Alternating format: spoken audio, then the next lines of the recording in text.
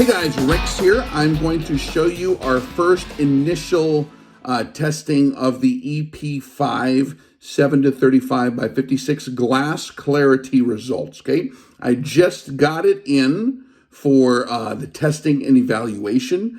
I want to make sure I can provide some of this information because there's a lot of folks asking questions about the glass quality. Being configured as a 7-35x56 millimeter optic in the price range that it is, which is under $1,000.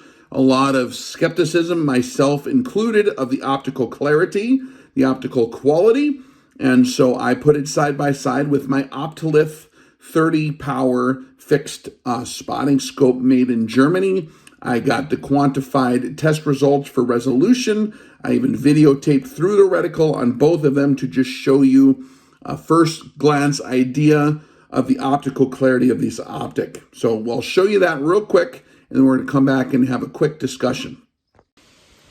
Okay, so this is my German Optilith, which is a very, very nicely done spotting scope. We have a 30 power magnification wide field of view eyepiece on this one.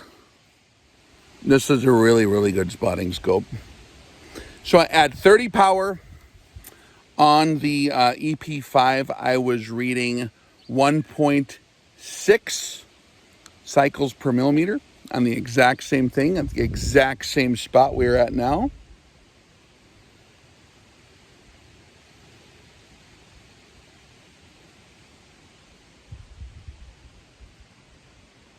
Where's my papers? I can even read the numbers a little bit on this one. So I can see 1.6 here, cycles per millimeter.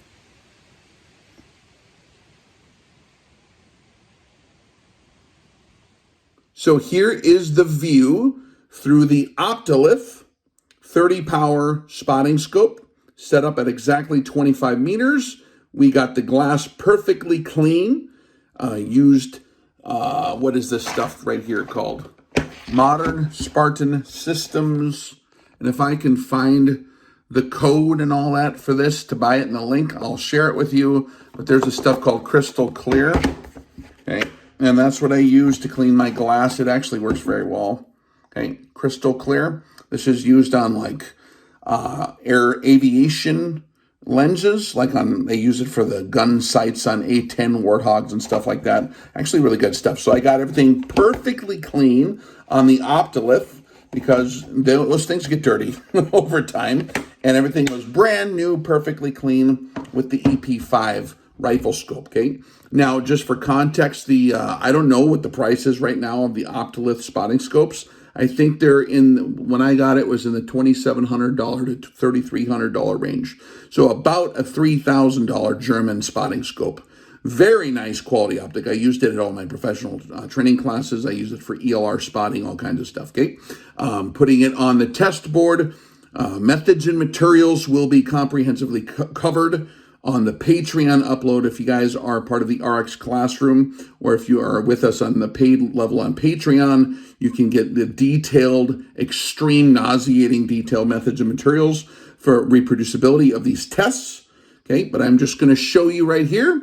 We are looking at my video photography, just holding the camera behind the scope as well as I can, behind the 7-35 Arken at 30 power. Now we can crank it up to 35 power. I did testing at all magnifications, and I will tell you the numbers of resolution in cycles per millimeter. We were able to see at 1.6 cycles per millimeter, at 35 power, at 30 power, all the way down to really about 20 power.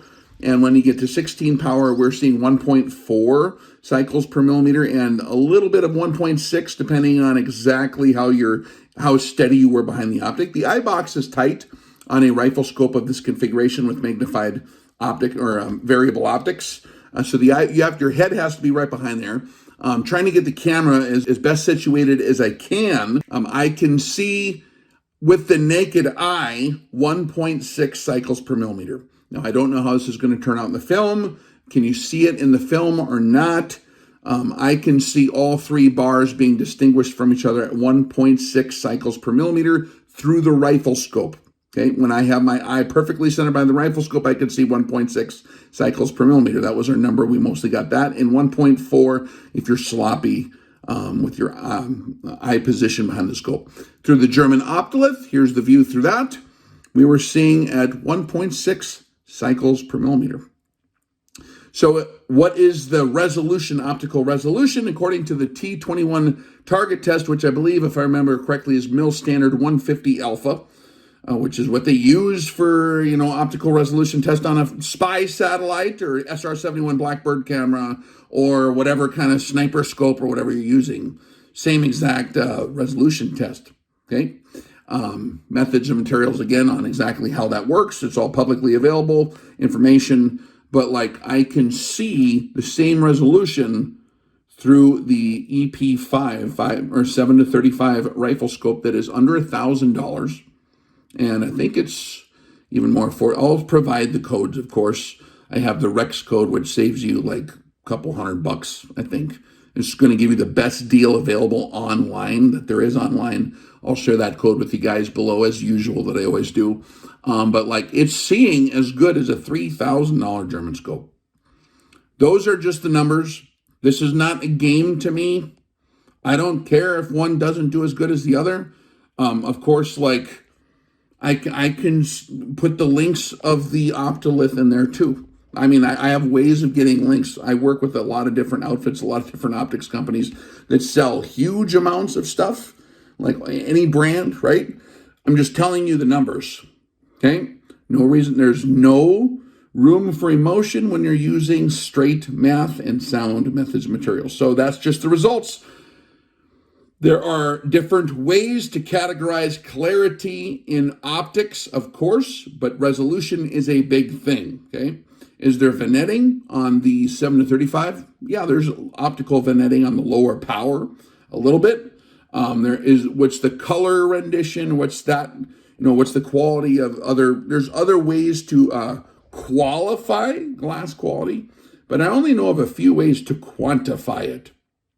And this is one of the ways we can quantify it. So if this is helpful for you, this is just a quick review. The 7-35x56 EP-5 has usable optical clarity all the way to the max magnification range of the scope. And at the price range, I think that part of it is good value. So we're going to provide more comprehensive review. I will probably provide the tracking precision results in a separate video. And then I'll probably provide even the unedited, just a glimpse of what it's like to try to go through all the details of getting a perfect reading and a perfect scientific control and variable as much as possible with still retaining field reproducibility of the test so that other guys can duplicate results and corroborate results or contradict the veracity of my results if they so wish to employ science and not emotions or the way it should be or the way it isn't or whatever, right? But I'll provide all that as well as usual. Just wanted to sneak this out there before the weekend so you have plenty of time to take a peek at it. And if you have any questions, let me know. I will provide, again, the comprehensive review very soon. Rock and roll, Rex up.